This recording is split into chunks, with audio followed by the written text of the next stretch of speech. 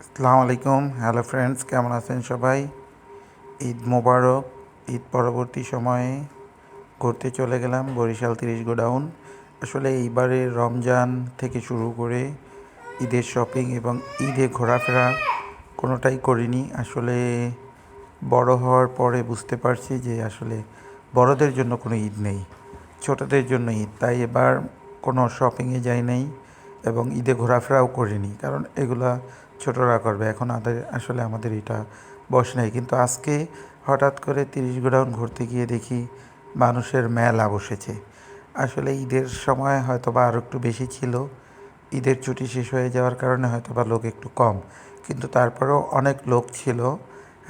আসলে 30 গোডাউন থেকে একটু দক্ষিণ দিকে জেটি ঘাটের পরে ওয়াকওয়ে করেছে। আসলে এটা আমি আজকে প্রথম গিয়েছি, দেখতে ভালোই লাগতেছিল।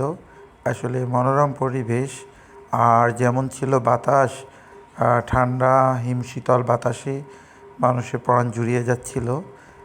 অনেকে বসেছিল বাতাসের জন্য।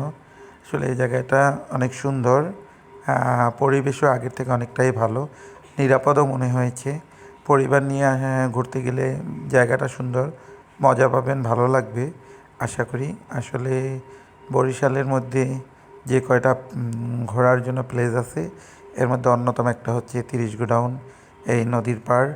আসলে নদীর পাড়ে লোকালয়, জনগণের কোলাহল বেশি, কিন্তু এই জায়গাটা দক্ষিণ পাশটা খালপাড়ের ওয়াকওয়ে, এটা একটু নিরিবিলি পরিবেশ ছিল।